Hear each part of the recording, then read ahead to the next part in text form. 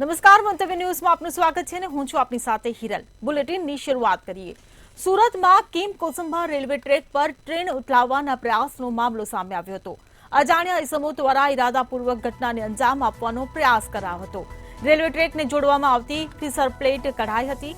Railway સુરક્ષા ફોર્સની સતર્કતાના કારણે મોટી દુર્ઘટના ટળી હતી। ત્યારે આ ઘટનાને લઈ જિલ્લા પોલીસના અધિકારીઓ ઘટના સ્થળે પહોંચ્યા હતા અને અલગ અલગ ટીમો બનાવી તપાસ શરૂ કરવામાં આવી છે। તો સુરતમાં કિમ કોસંબા રેલવે ટ્રેક પર ટ્રેન ઉથલાવવાનો પ્રયાસ કરવામાં આવ્યો હતો। અજાણ્યા ઇસમો દ્વારા આ પ્રયાસ કરવામાં આવ્યો હતો। રેલવે સુરક્ષા ફોર્સની સતર્કતાને કારણે મોટી દુર્ઘટના ટળી હતી। જિલ્લા પોલીસના અધિકારીઓ ત્યારે ઘટના સ્થળે પહોંચ્યા। તો રેલવે ટ્રેકને જોડવામાં આવતી કડાઈ ફિશર પ્લેટ હતી। અલગ અલગ ટીમો બનાવી તપાસ કરવામાં આવી રહી છે। તો ટ્રેનને ઉથલાવવાનું ષડયંત્ર ફરી એકવાર સામે આવ્યું છે। સુરતમાં કિમ કોસંબા રેલવે ટ્રેક પર ટ્રેન ઉથલાવવાનો પ્રયાસ કરવામાં આવ્યો હતો। અજાણ્યા ઇસમો દ્વારા આ પ્રયાસ કરાયો હતો। ત્યારે રેલવે સુરક્ષા ફોર્સની સતર્કતાને કારણે મોટી દુર્ઘટના ટળી હતી। રેલવે ટ્રેકને જોડવામાં આવતી ફિશર પ્લેટ કાઢી નાખવામાં આવી હતી। ત્યારે જિલ્લા પોલીસના અધિકારીઓ ઘટના સ્થળે પહોંચ્યા। અલગ અલગ ટીમો બનાવી તપાસ કરવામાં આવી રહી છે।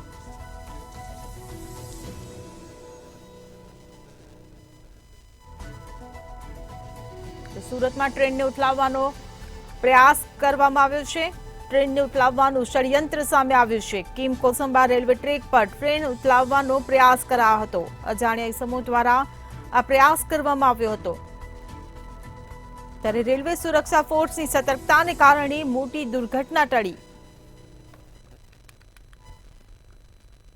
સુરતના ક્રીમ નજીક ટ્રેન ઉથલવાના પ્રયાસ કરવામાં આવતા સમગ્ર અધિકારીઓ જે છે દોડતા થઈ ગયા હતા। રેલવે અધિકારીઓ જે છે સમય સૂચકતા સાચવીને મોટી દુર્ઘટનાને ટાળવામાં સફળ રહ્યા હતા। રેલવે ટ્રેકની ઉપર જે છે 71 જેટલા પ્લેટ લોક કાઢીને જે છે ફિશ પ્લેટ મૂકવામાં આવ્યા હતા। સમગ્ર ઘટનાને લઈને અધિકારીઓ દ્વારા એ જ રેલવે ટ્રેક ઉપર આવતી જે ટ્રેન હતી ગરીબ રથ એને અટકાવવામાં આવી હતી અને સાથે જ તે ટ્રેકની ઉપર જે પ્લેટો મૂક્યા હતા જે પેડલોક હટાવવામાં આવ્યા હતા એને લઈને કાર્યવાહી શરૂ કરવામાં આવી હતી। તો સાથે ડોગ સ્કોડની મદદ લેવામાં આવી હતી। તો એફએસએલની ટીમ જે છે તે પણ ત્યાં દોડી આવી હતી। જે એન્જિનિયરિંગ અધિકારીઓ કહી શકાય છે તેમને આ ઘટનાની જાણ થઈ હતી। ઘટનાની જાણ થતાં તેઓ દોડી ગયા હતા અને જે ટ્રેન આવી રહી હતી એ ટ્રેનને અટકાવવાનો પ્રયાસ કરવામાં આવી રહ્યો હતો। મળસ્કે જે છે આ ઘટના બનવા પામી હતી।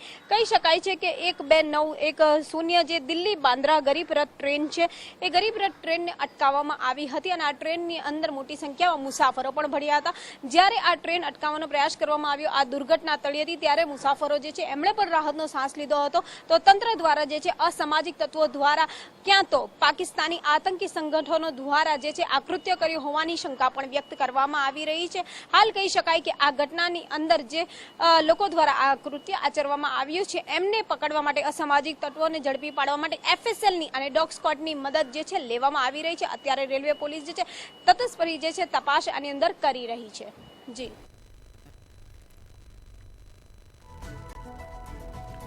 તો સુરતમાં ટ્રેન ઉથલાવવાનું ષડયંત્ર સામે આવ્યું છે। જિલ્લા પોલીસના અધિકારીઓ પણ ઘટના સ્થળે પહોંચ્યા। અજાણ્યા ઇસમો દ્વારા ટ્રેનને ઉથલાવવાનો પ્રયાસ કરવામાં આવ્યો। સુરતમાં કિમ કોસંબા રેલવે ટ્રેક પર ટ્રેન ઉથલાવવાનો આ પ્રયાસ કરાયો હતો। ત્યારે રેલવે સુરક્ષા ફોર્સની સતર્કતાને કારણે આ મોટી દુર્ઘટના ટળી હતી।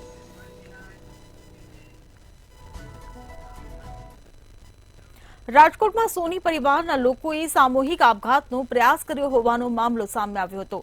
મુંબઈની પેઢી સાથે કરોડોની લેતી દેતી હતી। ત્યારે 3 પેઢીઓએ વેપારીના દાગીના લીધા હતા। દાગીનાનું પેમેન્ટ ન કરતા પરિવારે આપઘાતનો પ્રયાસ કર્યો હતો, જેમાં 8 લોકોને હોસ્પિટલ ખસેડવામાં આવ્યા હતા। રાજકોટમાં સોની પરિવારનો સામૂહિક આપઘાતનો મામલો સામે આવ્યો। મુંબઈની પેઢી સાથે કરોડોની લેતી દેતી હતી। ત્યારે મુંબઈની 3 પેઢીઓએ વેપારીના દાગીના લીધા હતા। દાગીનાનું પેમેન્ટ ન કરતા પરિવારે આપઘાત કર્યો। સોની પરિવારના 8 લોકોએ ઝેરી દવા પી હતી। ઝેરી દવા પીતા 8 લોકોને ખસેડ્યા હોસ્પિટલમાં। રાજકોટમાંથી સોની પરિવારનો આપઘાતનો મામલો સામે આવ્યો। રાજકોટમાં સોની પરિવારનો સામૂહિક આપઘાતનો આ મામલો સામે આવ્યો। મુંબઈની પેઢી સાથે કરોડોની લેતી દેતી હતી। મુંબઈની 3 પેઢીઓએ વેપારીના દાગીના લીધા હતા, ત્યારે દાગીનાનું પેમેન્ટ ન કરતા પરિવારે સામૂહિક આપઘાત કર્યો. સોની પરિવારના 8 લોકોએ ઝેરી દવા પી સામૂહિક આપઘાત કર્યો. ઝેરી દવા પીતા 8 લોકોને હોસ્પિટલમાં ખસેડાયા. ઝેરી બોલી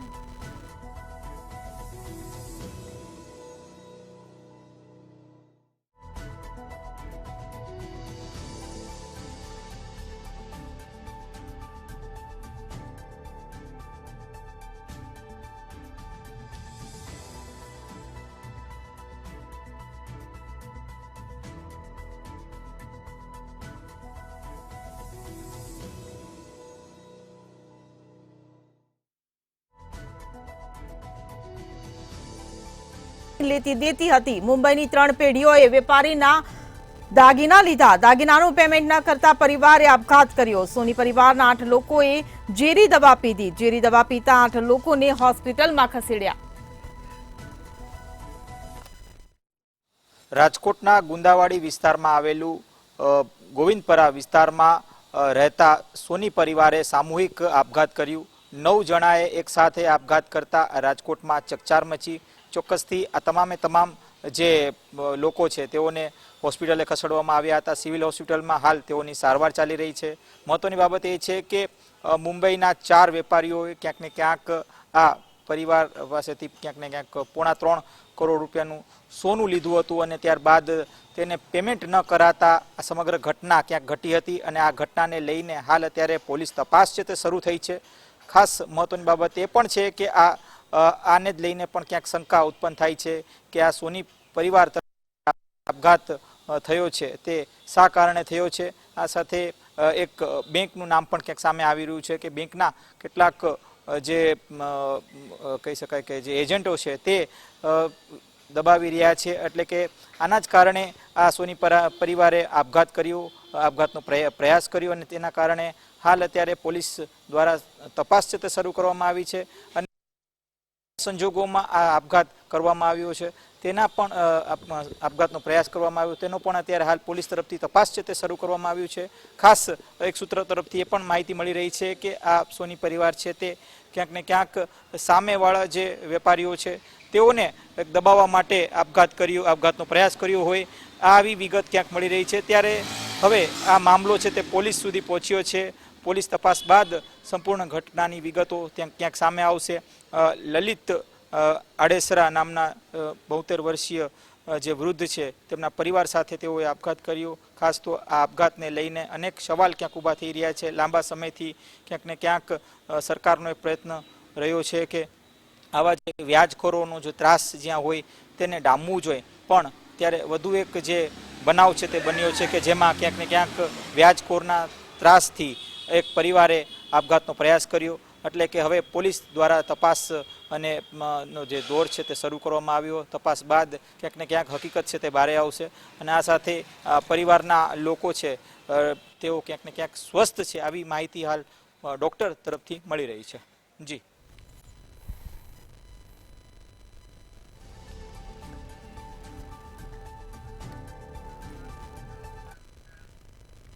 જૂનાગઢમાં જિલ્લા સહકારી બેંકની સભામાં કિરીટ પટેલનું નિવેદન સામે આવ્યું છે, જેમાં જિલ્લા ભાજપ પ્રમુખ કિરીટ પટેલે જવાહર ચાવડા ઉપર કટાક્ષ કર્યા હતા. કિરીટ પટેલે કહ્યું, અમે ખેડૂતના દીકરા છીએ, આંબાની ડાળ નીચે જન્મેલા ખેડૂતના દીકરા છીએ. કોંગ્રેસ અને અન્ય લોકો દ્વારા સત્તા માટે ષડયંત્ર થઈ રહ્યા છે.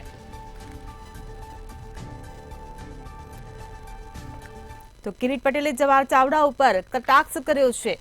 આંબાની ડાળ નીચે જન્મેલા ખેડૂતના દીકરા છીએ. આ ચોક્કસ કે જૂનાગઢના રાજકારણમાં છેલ્લા ઘણા દિવસથી ગરમાવો જોવા મળી રહ્યો છે અને એક બાદ એક નિવેદનો અને જે પત્ર વોર છે તે શરૂ થયો છે.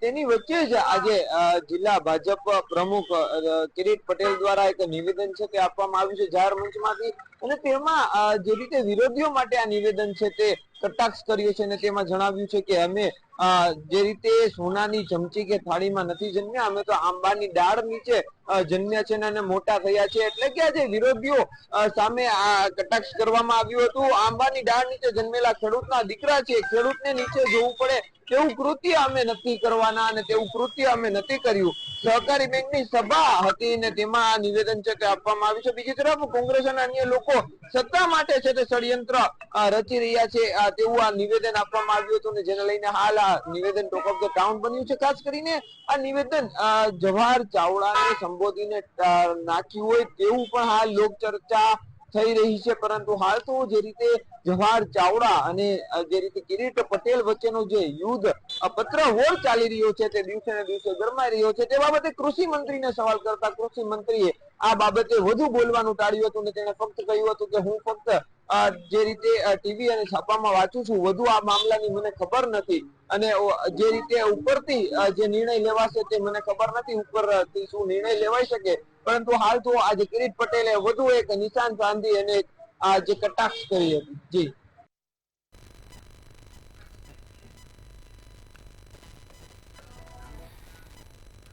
મહેસાણાના સમરાપુરના સરપંચ હેમસિંહ ચૌહાણ સામે ફરિયાદ નોંધાઈ હોવાની ઘટના સામે આવી છે. પોલીસ સાથે દુર્વ્યવહાર કરાતા ફરિયાદ નોંધાઈ છે. દારૂના અડ્ડાઓ સામે સરપંચે ફરિયાદ આપી હતી, ત્યારે ફરિયાદ બાદ કોઈ કાર્યવાહી કરવામાં આવી ન હતી. ફરિયાદ બાદ કોઈ કાર્યવાહી ન થતા સરપંચ ઉશ્કેરાયા હતા. સરપંચ પોલીસ ઉપર ગંભીર આક્ષેપો લગાવ્યા હતા. આદિવાસી સમાજ વિશે પણ અણછાજતી ટિપ્પણી કરવામાં આવી હતી. ત્યારે આ સમગ્ર મામલે પોલીસકર્મીએ એટ્રોસિટી એક્ટ મુજબ ગુનો નોંધાવ્યો હતો. સતલાસના પોલીસ સ્ટેશનમાં આ ગુનો નોંધવામાં આવ્યો હતો. તો સરપંચ સામે એટ્રોસિટી એક્ટનો ગુનો નોંધાયો છે. મહેસાણા જિલ્લાના સતલાસના પોલીસ સ્ટેશનની અંદર આઉટપોસ્ટની અંદર બનાવ બન્યો હતો અને સુદાસણા અને વજાપુર આઉટપોસ્ટની અંદર બનાવ બનાવવામાં પામ્યો હતો અને સમરપુરાના સરપંચ હેમસિંહ ચૌહાણ સામે ફરિયાદ નોંધવામાં આવી છે અને દારૂના કાળા કારોબાર સામે સરપંચે આપી હતી ફરિયાદ અને સરપંચની ફરિયાદમાં કોઈ કાર્યવાહી ન થતા આઉટપોસ્ટમાં ગયા હતા અને આઉટપોસ્ટમાં હાજર સ્ટાફને દારૂની ફરિયાદ બાબતે પૂછતાછ કરી હતી. દરમિયાન ફરિયાદ બાદ કોઈ કાર્યવાહી ન થતા સરપંચ ઉશ્કેરાઈ ગયા હતા અને ઉશ્કેરેલા સરપંચે પોલીસ ઉપર લગાવ્યા ગંભીર આક્ષેપો અને પોલીસ વાળા રૂપિયાના ભૂખ્યા છે તેમ કહી બૂમો પાડી હતી ને પૈસા માટે તમારી મા બેન જોડે પણ ધંધો કરાવો છો તેવા અપશબ્દો પણ વાપરવામાં આવ્યા હતા. આદિવાસી સમાજ વિશે પણ અણછાજની ટિપ્પણીઓ કરી હતી અને દારૂ વેચવાના, દારૂ પીવાના અને દારૂના હપ્તા લેવા સિવાય બીજો કોઈ ધંધો નથી કરતા તેઓ કરીને હંગામો મચાવ્યો હતો અને હાજર પોલીસ સ્ટાફ સામે દુર્વ્યવહારના મામલે નોંધાયો છે ગુનો અને મુકેશ નામના પોલીસ કર્મચારીએ એટ્રોસિટી એક્ટ મુજબ ગુનો નોંધી સતલાસના પોલીસ સ્ટેશનનો ગુનો નોંધી વધુ આગળ હાથ તપાસ ધરી છે. જી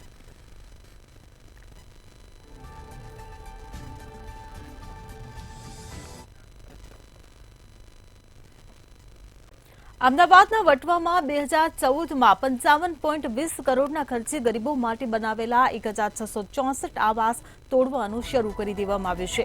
પણ આ વિશે ન તો મેયર પ્રતિભા જૈનને ખબર હતી કે ન સ્ટેન્ડિંગ ચેરમેન દેવાંગ દાણાનીને ખબર હતી.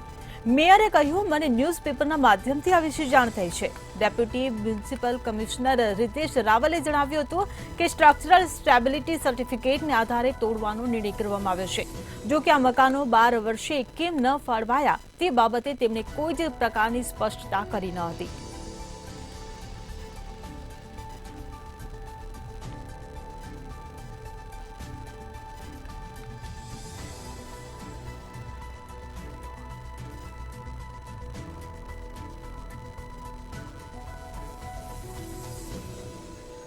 અમદાવાદના વટવામાં ગરીબોના આવાસ ફાળવતા પહેલા તોડવામાં આવ્યા. 55.20 કરોડના ખર્ચે બનાવેલ 1664 આવાસ તોડવાનું કામ શરૂ કરવામાં આવ્યું. આવાસ તોડવા બાબતે અધિકારી પદાધિકારીઓમાં વિવાદ થયો. સ્ટ્રક્ચરલ સ્ટેબિલિટી સર્ટિફિકેટના આધારે તોડવાનો નિર્ણય એવું ડેપ્યુટી મ્યુનિસિપલ કમિશનરે નિવેદન આપ્યું છે. ત્યારે મેયરે નિવેદન આપ્યું છે કે મને ન્યૂઝપેપરમાં વાંચ્યા પછી ખબર પડી કે આવાસ તૂટી રહ્યા છે. મારી ટર્મ શરૂ થઈ તે પહેલા તૂટી રહ્યા છે તેવી મને ખબર નથી. સ્ટેન્ડિંગ ચેરમેનનું આ નિવેદન છે. ત્યારે પૂર્વ મેયરે નિવેદન આપ્યું છે કે મારા કાર્યકાળમાં આવી વાત ધ્યાનમાં નથી આવી. તો પૂર્વ સ્ટેન્ડિંગ ચેરમેને એવું નિવેદન આપ્યું છે કે આવાસ તોડવા વિશે ખબર નથી, મેં ફાળવવા કહ્યું હતું. તો અમદાવાદમાં ગરીબોના સપના તૂટ્યા. જે પ્રમાણે ગરીબોના આવાસ તોડવાનું કામ છે તે અમદાવાદ મ્યુનિસિપલ કોર્પોરેશન દ્વારા કરવામાં આવ્યું છે, પરંતુ આ જે દોષનો ટોપલો છે તે એકબીજા ઉપર ઢોળી રહ્યા છે. જે પ્રમાણે આટલા 1600થી પણ વધારે આવાસ યોજના છે તેને તોડવાનું કામ છે છેલ્લા 6 મહિનાથી ચાલી રહ્યું હતું, પરંતુ કોના ઓર્ડરથી આજે કામ આપવામાં આવ્યું હતું, કોને ટેન્ડર આપવામાં આવ્યું હતું અને સાથે સાથે આ ટેન્ડરનું જે પ્રક્રિયા જે છે તે પૂર્ણ થઈ છે કેમ તે અંગે જે હજી સુધી કોઈ નિર્ણય અથવા કોઈ સવાલોનો જવાબ મળ્યા નથી. ફક્ત ને ફક્ત જે આખી આવાસ યોજના છે તેને તોડી પાડવામાં આવી. 1600 મકાનો તોડ્યા, પરંતુ સ્ટેન્ડિંગ કમિટીના ચેરમેને ફક્ત 500 મકાન તોડીશું તેવી વાત કરી હતી.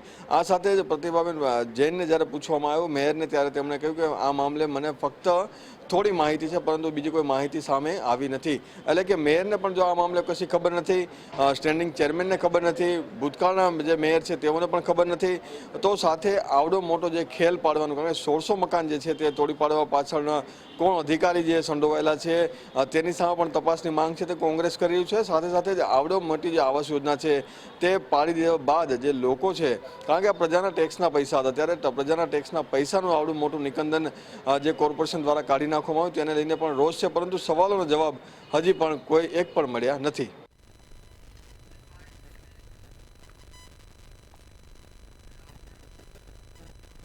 તો ભુજમાં હિલ ગાર્ડન નજીક રિસોર્ટ માટે જમીન ફાળવા બાદ મહેસૂલી તંત્રની નજર હેઠળ જ વધારાની 30,000 ચોરસ મીટર જમીન દબાવી દીધી છે. ગુજરાતના ઇતિહાસમાં 200 કરોડની સરકારી જમીન ખાલી કરાવવા આ સૌથી મોટી લેન્ડ ગ્રેબિંગની ફરિયાદ છે. અરજદારે 2018થી મુખ્યમંત્રી સ્વાગત ફરિયાદ કાર્યક્રમમાં રજૂઆત કરતા હોવાનું જણાવ્યું છે. સરકારી રેકર્ડ મુજબ માત્ર 3,800 ચોરસ મીટર જમીન નવી અવિભાજ્ય શરતે હોટલ ઉદ્યોગ માટે કચ્છ કલેક્ટરે ફાળવેલ છે, પરંતુ સ્થળ સ્થિતિ મુજબ હિલ વ્યૂ રિસોર્ટના 8 ભાગીદાર માલિકોએ લાગુની સરકારી ટાવર્સ 870/1ની જમીન પર ખુલ્લેઆમ દબાણ કરાયાની ફરિયાદ કરી હતી.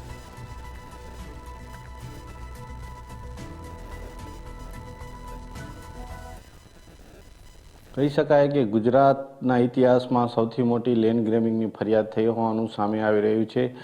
કચ્છમાં જે રીતના લેન્ડ ગ્રેબિંગની ફરિયાદ થઈ છે અને જેમાં 3800 જે ચોરસ મીટર જમીન છે તેના ઉપર ક્યાંક ને ક્યાંક લેન્ડ ગ્રેબિંગની ફરિયાદ નોંધાવાઈ હોવાનું પણ સામે આવી રહ્યું છે. 2018 સ્વાગત કાર્યક્રમમાં જે મુખ્યમંત્રીનો કાર્યક્રમ હોય છે તેમાં પણ આ રજૂઆત કરાઈ હતી. ત્યારબાદ સતત રજૂઆતોનો દોર યથાવત રહ્યો હતો, ત્યારે 8 જેટલા લોકો છે તેમની સામે લેન્ડ ગ્રેબિંગની ફરિયાદ થઈ છે. ખાસ કરીને વાત કરવામાં આવે તો ભુજના જે હિલ ગાર્ડન પાસે આવેલ એક રિસોર્ટ છે એ રિસોર્ટની વિરુદ્ધમાં અરજી થઈ છે અને જેમાં લેન્ડ ગ્રેબિંગની ફરિયાદ નોંધાઈ હોવાનું પણ સામે આવ્યું છે. મહત્વની બાબત છે કે આજે લેન્ડ ગ્રેબિંગની ફરિયાદ થઈ છે જેમાં ક્યાંક ને ક્યાંક 8 જેટલા લોકોના નામ આવી રહ્યા છે. તેમાં જગદીશ ઠક્કર, હિંમત દામા, હિતેન દામા, પ્રકાશ કુમાર પટેલ, રાજેશ કુમાર મોદી, જીગર કુમાર મોદી, શહેનાજ કરીમ પાયલા તેમજ અશરફ વલી આગરિયા એ હિલવ્યૂ રિસોર્ટનું નિર્માણ કર્યું હતું. તેઓના નામ છે તે સામે આવી રહ્યા છે. ખાસ કરીને વાત કરવામાં આવે તો આ તમામ જે ભાગીદારો છે જે સરકારી ટાવર્સ પૈકીની જમીન છે 870 પૈકીની એક જમીન છે તેના ઉપર ક્યાંક ને ક્યાંક આજે પચાવવાનું કારસ્તાન ઊભું થયું હતું. ત્યારબાદ આ અરજી છે તે કલેક્ટર સમક્ષ કરવામાં આવી હતી અને કચ્છ સહિત ગુજરાતમાં કહી શકાય તે આ સૌથી મોટી લેન્ડ ગ્રેબિંગની ફરિયાદ હોવાનું પણ માનવામાં આવી રહ્યું છે.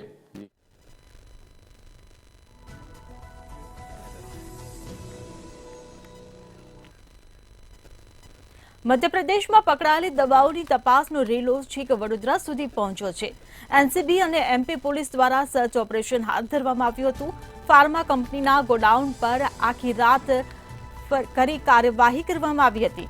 ક્લોરોફિલ્સ નામની ફાર્મા કંપનીના ગોડાઉન પર કાર્યવાહી હાથ ધરવામાં આવી હતી. ડ્રગ્સ વિભાગના અધિકારી પણ તપાસમાં જોડાયા હતા. આ સાથે વડોદરાથી એક વ્યક્તિની અટકાયત કરવામાં આવી છે.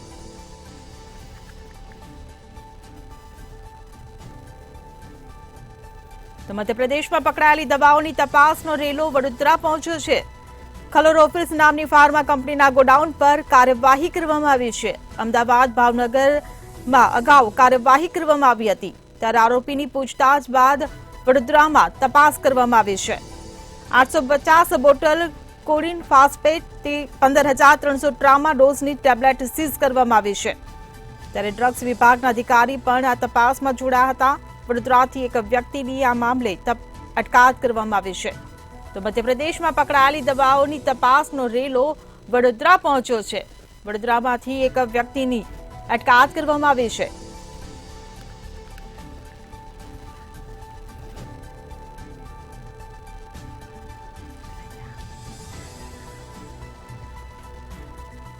તો સંવાદદાતા મેહુલ દુધરેજિયા આપણી સાથે લાઈવ જોડાઈ ગયા છે. જે મેહુલ, ડ્રગ્સ વિભાગની આ કાર્યવાહીનો રેલો વડોદરા સુધી પહોંચ્યો છે અને વડોદરામાંથી એક વ્યક્તિની અટકાયત પણ કરવામાં આવી છે. પૂછપરછમાં શું ખુલાસા?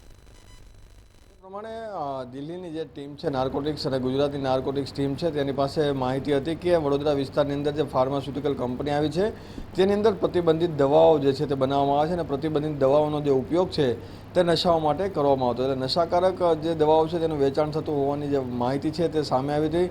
તપાસ જે છે તે ધીરે ધીરે આગળ વધી હતી અને તપાસ દરમિયાન જે વડોદરાની એક ફાર્માસ્યુટિકલ કંપની અંદર દિલ્હીની જે ટીમો છે તેમજ ગુજરાતની જે ટીમો દ્વારા સર્ચ ઓપરેશન હાથ ધરવામાં આવ્યું, જેની અંદર ટ્રામાડોલ જે છે જે પ્રતિબંધિત દવા જે છે તેનો જથ્થો પકડી પાડવામાં આવ્યો અને સાથે જ જે કોડિન સિરપ જે આવે છે જે પણ નશા માટે એટલે કે જે કફ સિરપ છે તે જ નશા માટે ઉપયોગ કરવામાં આવે છે. આ બંનેનો જે મોટી માત્રામાં જે જથ્થો છે તે પકડવામાં આવ્યો હતો. આ તપાસ દરમિયાન જે છે તપાસ ખૂબ જ લાંબી ચાલી હતી અને તપાસ દરમિયાન ઘણા બધા ખુલાસા પણ થયા હતા. કારણ કે શરૂઆત જે છે તે મધ્યપ્રદેશથી થઈ હતી. મધ્યપ્રદેશની અંદર જ્યારે વેચાણ દરમિયાન આના જે તાર છે તે ગુજરાત સુધી પહોંચ્યા હતા અને જે મેન્યુફેક્ચરર છે ફાર્માસ્યુટિકલ કંપની ત્યાં સુધી ટીમ જે છે તે દિલ્હીની ટીમ પહોંચી હતી. આ સાથે જો ટ્રામાડોલની વાત કરવામાં આવે તો ટ્રામાડોલ છે તે આતંકી સંગઠનો જે ખાસ કરીને વધારે વાપરતા હોય છે. અગાઉ પણ ATS જે છે તેના દ્વારા મોટી માત્રામાં જે ટ્રામાડોલનો જે એક્સપોર્ટ કરતી સમયે જે પોર્ટ ઉપરથી તેને પકડવામાં આવી હતી. ટ્રામાડોલ જે છે એ ખૂબ જ ઘાતક પેન કિલર છે. એટલે કે જ્યારે કોઈ ઘટના ગોળી વાગે તો ત્યારે આવી ટ્રામાડોલનો ઉપયોગ છે આતંકવાદીઓ કરે છે અને સાથે નશો કરતા જે લોકો છે તે ખાસ કરીને તે પણ આનો ઉપયોગ વધારે કરતા હોય છે. આ જે દવા છે તે ખૂબ જ ઓછી માત્રામાં લેવાથી પણ તેની જે અસર છે તે મગજ ઉપર થાય છે અને આવી જે પ્રતિબંધિત દવાઓ જે છે ત્યારે ખૂબ જ જરૂર પડે ત્યારે ડૉક્ટર તેનો જે ઉપયોગ છે તે લખતા હોય છે. પરંતુ હવે જે આ માફિયાઓ જે છે ફાર્માસ્યુટિકલના માફિયાઓ તે પૈસા અને શોર્ટકટ માટે પૈસા કમાવાના શોર્ટકટ માટે આ રીતનો જે દવાનું વેચાણ છે તે કરતા હોય છે. અને ખાસ કરીને જ્યારે ATS ગુજરાતે જે આવડો મોટો જથ્થો પકડ્યો હતો, જે જથ્થો સાઉથ આફ્રિકા જવાનો હતો, તેમાં પણ જે 3 થી 4 જેટલા જે લોકો છે જે મેન્યુફેક્ચરર છે એક્સપોર્ટ કરતા લોકો છે તેની ધરપકડ કરવામાં આવી હતી. ત્યારબાદ મધ્યપ્રદેશની અંદરથી ટ્રામાડોલનો આ રીતનો જે વેચાણ જે છે તે સામે આવ્યું તેનો જે તાર છે ગુજરાત સુધી પહોંચ્યા છે. એટલે કે હજી પણ બીજા રાજ્યોની અંદર ટ્રામાડોલનો ઉપયોગ જે છે તે નશાઓ માટે થતો હશે તેવું માનીને હજી પણ તપાસ શરૂ કરવામાં આવી છે. પરંતુ વડોદરાની અંદર જે તપાસ હતી તે પૂર્ણ થઈ છે. તેની અંદર મોટી માત્રામાં કોડિન અને સાથે ટ્રામાડોલ પકડાયો છે. હિરલ. જી મેહુલ, સમગ્ર માહિતી બદલ આભાર. તો મધ્યપ્રદેશમાં પકડાયેલી દવાઓની તપાસનો રેલો વડોદરા પહોંચ્યો. તો ક્લોરોફિલ્સ નામની ફાર્મા કંપનીના ગોડાઉન પર કાર્યવાહી કરવામાં આવી. અમદાવાદ, ભાવનગરમાં અગાઉ કાર્યવાહી કરવામાં આવી હતી. ત્યારે આરોપીની પૂછતાછ બાદ વડોદરામાં તેની તપાસ કરાઈ.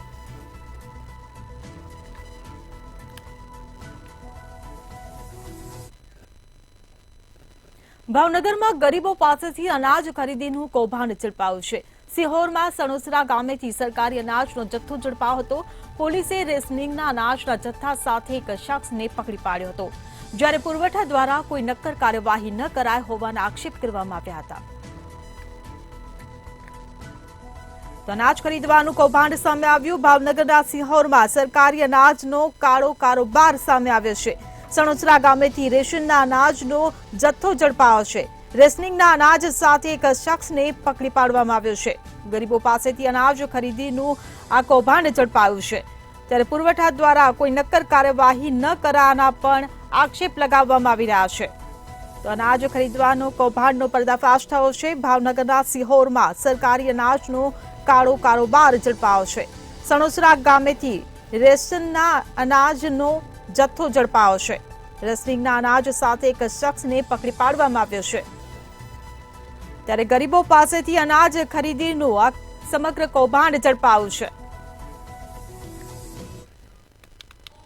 જી ચોક્કસ, ભાવનગર શહેર અને જિલ્લામાં અનાજના માફિયાઓ બેફામ બન્યા છે.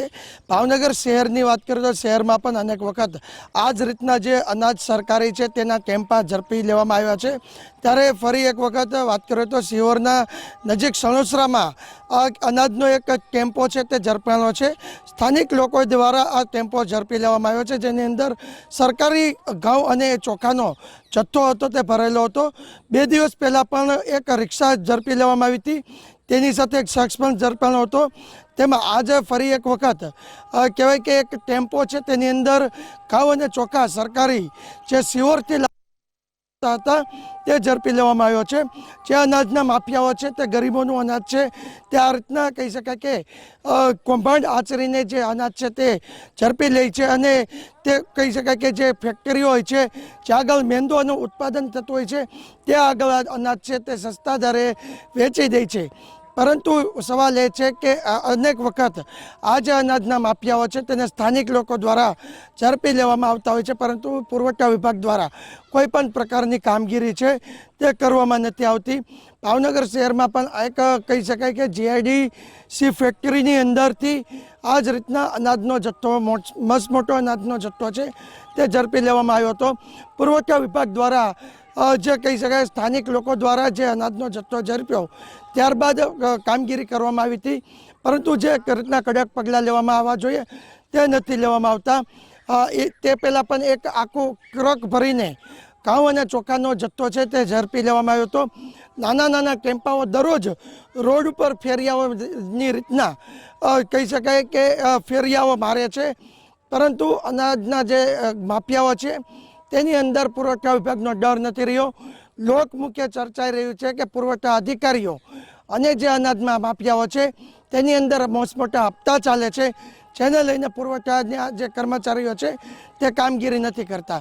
ત્યારે ખાસ કરીને જે સિહોરમાં અનાજનો જે કેમ્પો ઝડપાયો છે તેની અંદર લોક માંગ ઉઠી છે કે પુરવઠા અધિકારીઓની વિરુદ્ધમાં પણ પગલાં લેવામાં આવે અને જે અનાજના માફિયાઓ છે તેની વિરુદ્ધમાં કડક પગલાં લઈને સરકાર છે તે કડક પગલાં લઈ અને અનાજ માફિયાઓની વિરુદ્ધમાં સખ્તમાં સખ્ત કાર્યવાહી થવી જોઈએ તેવી માંગ ઉઠી છે. જી